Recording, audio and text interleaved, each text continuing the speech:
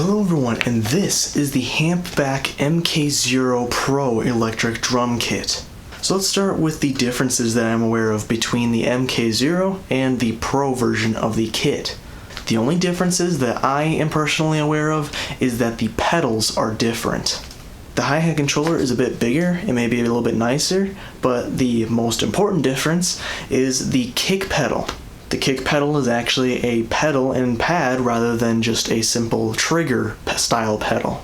This is not necessarily better in all scenarios, but if your objective is to eventually move to a real or full-size drum set, it's probably a better step in the right direction to have the proper real style kick pedal. Another important thing to keep in mind is that originally I was supposed to do this video a decent long while ago.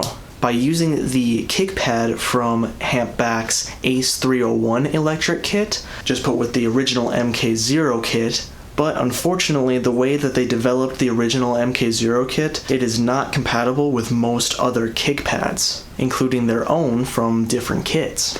So for the time being, you cannot upgrade the kick drum on the original kit to use a real kick pedal later, though Hampback says they are working on an upgrade path one way or another. So keep that in mind when you're deciding between the Pro kit and the standard kit.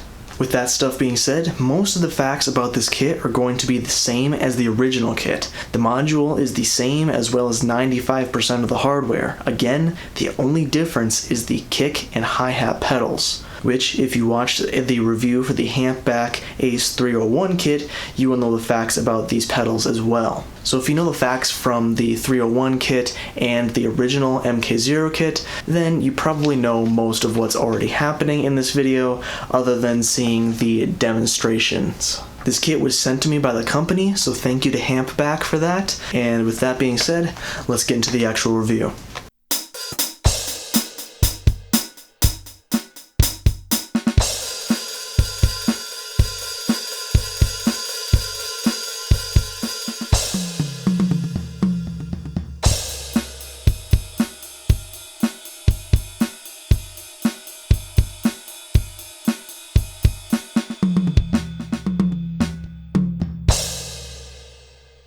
The overall construction of the kit is sturdy when assembled properly. The kit is designed for packability and portability, though the kick pad and pedal design makes the kit a little less portable compared to the base version of the kit, but I think it's a necessary evil when considering the educational benefits. It is designed for children as their target audience, but can also work for beginners of all ages. The drum pads mount via molded clamps. They have metal threaded inserts for longevity, though this mounting style results in less customizability when placing the pads, but the frame doesn't allow for much customization anyway. The pads are a tight mesh style material, which results in a great stick rebound. The pads are also in open construction, which I still haven't been able to see if it is truly quieter than other constructions, so I still will have to do a test at some point about if the volume is really louder or quieter, though of course they do seem pretty quiet.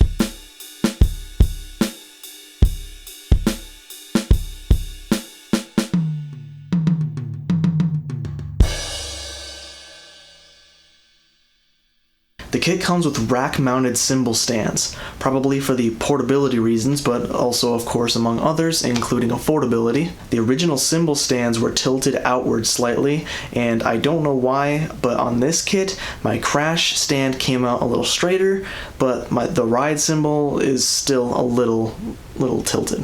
It's not a crippling downside though, and largely doesn't affect the user experience, if really at all.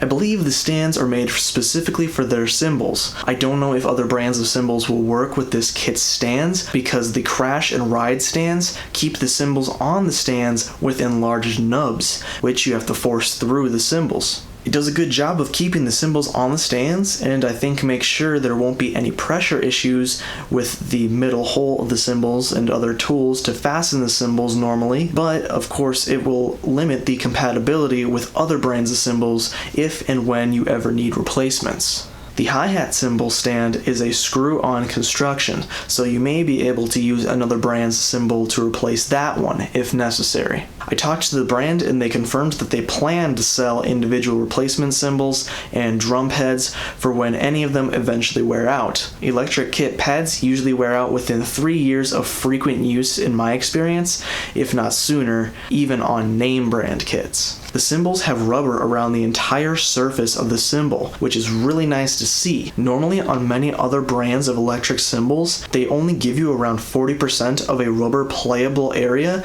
and the rest of the cymbal is hard plastic that you shouldn't hit. The cymbals cannot be choked, meaning you cannot cut off the sound by grabbing the cymbal. This would be a nice to have, but not really necessary for a beginner and most songs that I personally know.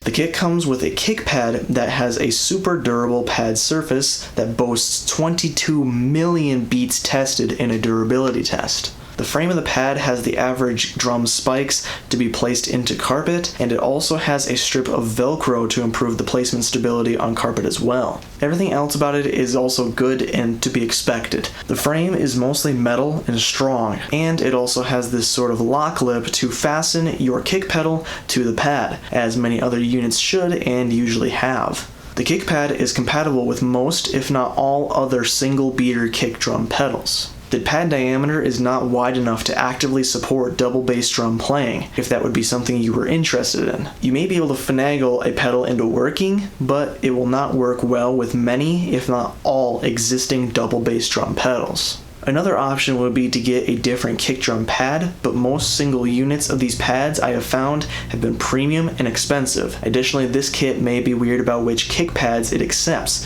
so that is something to keep in mind as well. One last tip I have about this kit, as well as possibly others, is that while it's best to place your kit on carpet for best stability, I am having a small problem with my kick pedal, and I think it's at least partially because of my shag carpet. I think the shag may be a little too long for drumming, resulting in a plush surface, which is nice for bare feet. However, in this instance, results in stuttering rebounds on the kick pad. This also may come down to some of the construction, but I personally can't pinpoint what would cause it on this pedal. I even tried putting more tension on the rebound spring, and it helped a little, but it didn't eliminate the problem. Its frequency can also be reduced by putting more pressure closer to the toe stopper on the kick pedal, which we'll talk a bit more in a bit, and also burying the beater, if you know what that means. But for my play style, I'm usually farther back on the pedal surface, so don't be surprised if this issue still shows up in some of my play demos.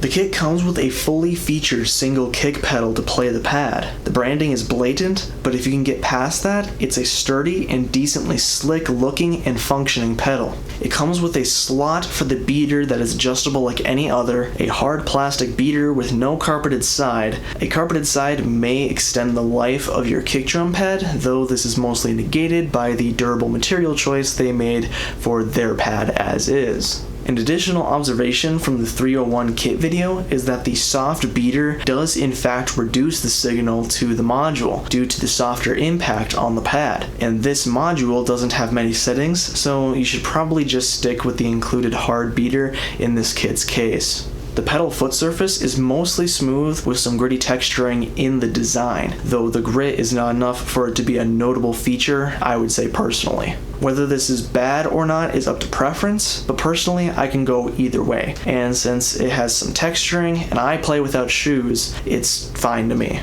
It also has a toe stopper at the end of the foot surface, which is kind of nice in some cases. As stated before, this pedal is fully featured and has all of the settings and adjusters that most other pedals would come with. One cool fact of note is that there was an issue with the other Hampback kick pedal where the stability wire on the bottom didn't have the reach it needed to insert into the main body of the pedal properly. However, on this pedal, it seems just about perfect. I could easily pinch the wires closer together and then they fit right into the slots and they stay in the body properly and it's all together. Both pedals worked fine, but it was just a small inconvenience on the other pedal, and that inconvenience isn't present on this one. I don't know if I just got a slight lemon in the other pedal or if they adjusted something in the factory. Either way, this pedal turned out even better than the last. The pedal itself doesn't have any skid-resistant material on the bottom and puts that responsibility on whatever it's connected to. It does have a semi-hollow design on the bottom, so that may help with not skidding on carpets as well though.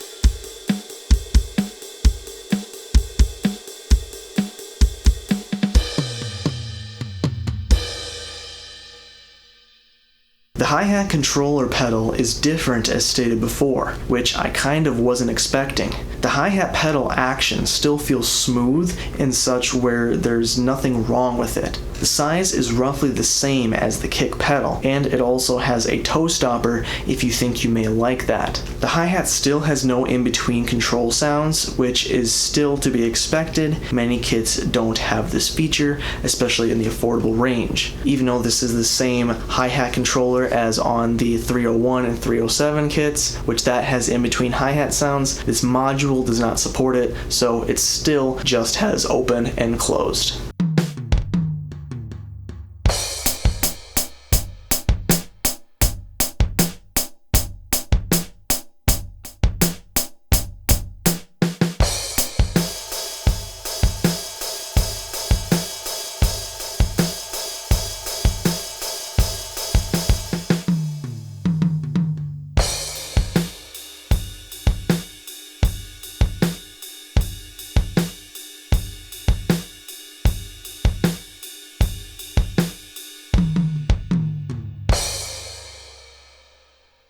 Pads and pedals are connected through a snake, or I call it a squid, but this basically means that all connections lead to one connector on the other end, going to the drum module. I am unsure if there will be replacements available for this part. I asked about it, but I think they missed that one when replying to me. There are other brands of snakes available, like the Alesis Nitros, but I'm unsure of the compatibility. All of the snake's cords have at least a little more than enough length, and they currently include some Velcro reusable cable ties to manage the cords. I don't know if this will ever change, but I wanted to make sure that I have that caveat just in case.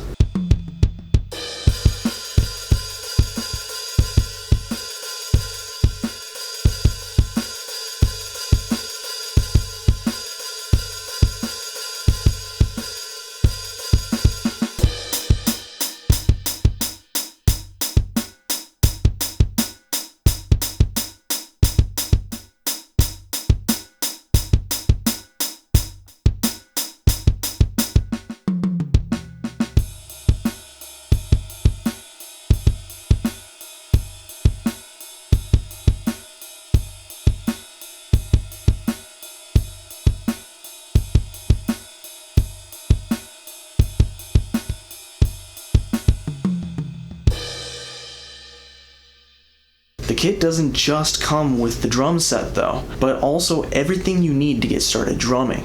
You get a drum throne, meaning the stool, which has double braced hardware, meaning that if you or the person you are buying this for is a bit heavier, it should be able to accommodate them and hopefully be decently durable in general. The height adjustment is a bit cumbersome on it, but for the quality of the seat that comes with the entire set, I think it's a decently worthy trade-off. You can also use whatever stool or chair you desire, and can get a replacement if you really need one. But this throne is pretty decent as far as I've seen, but I'm also fairly light, so I'm not exactly a stress test for it. Additionally, the throne padding seems comfortable for now, but it's hard for me to say how it will be in the long-term future.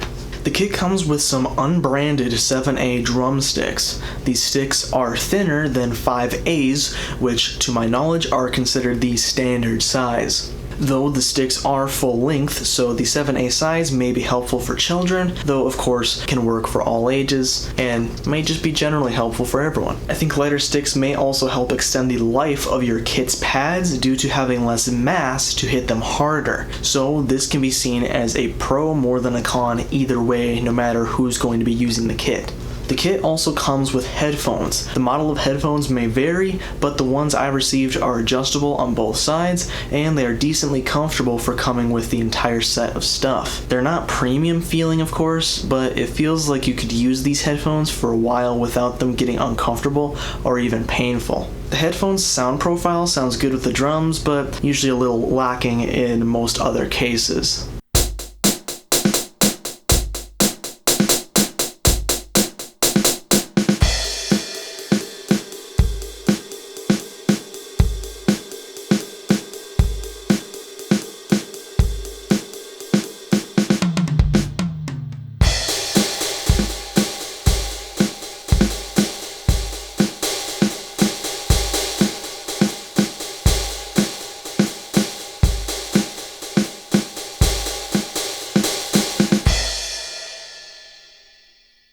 The drum module can output through a 1/8 auxiliary cable for your headphones and such, but also through a 1/4 instrument style cable for those more studio style of headphones, and other compatible devices like an audio interface like I am using now, or even an amplifier. And it can output through both of them simultaneously, at least in the setup I have going here, where it runs into an audio interface and the headphones at the same time. I'm sure you could do some other configurations as well, but I don't want to make guarantees for all of them, just in case. You can run music into the drum module using an auxiliary input to play music along with your drum sounds. I haven't tested it much because it's not convenient for me due to my phone being a little weird and its sound system not working right a lot of the time. The kit is powered through a USB-C connector, so you can easily replace the cord and change the length if necessary. Additionally, you can power it through a wall connector or an external source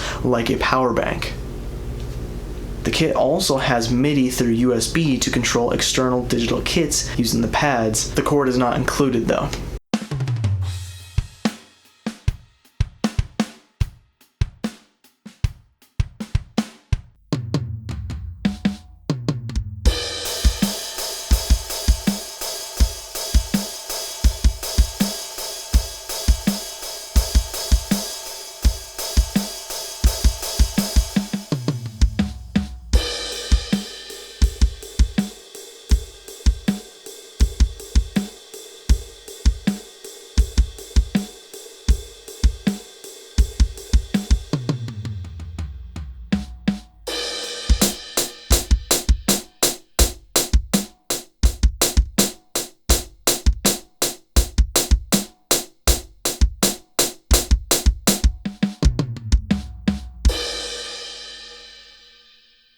The module is loaded with 68 sounds and 12 sound kits to play with. It also has 10 MIDI-based songs to play along with, though I am not a big fan of these because they do not have an option to turn the drums included in the songs off. There's also, of course, a metronome. It allows you to change the BPM and rhythm from as low as a 1/4 beat up to a 9/4 beat. There are not many features included in this module because it's meant to be ready to go where you can just sit down and play and not get tangled up in the adjustments that other more complex modules usually have. It's also probably mainly to prevent you, or more specifically kids, from changing settings to something whack and then you or the kid or their parents not being able to figure out how to change them back.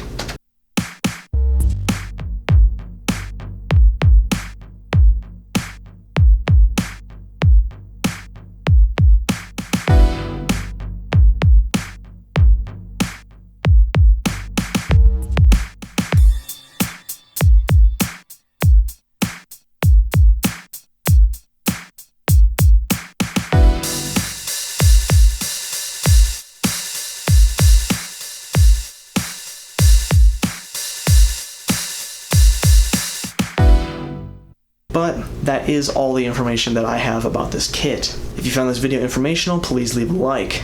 If you want to see more content from me and help keep me on this platform, please subscribe and maybe even become a member for the channel. If you plan to purchase this kit, please use the affiliate link in the description below. It adds no cost to you and helps me out. That's all I have to say for now. So I'm going to say, bye-bye.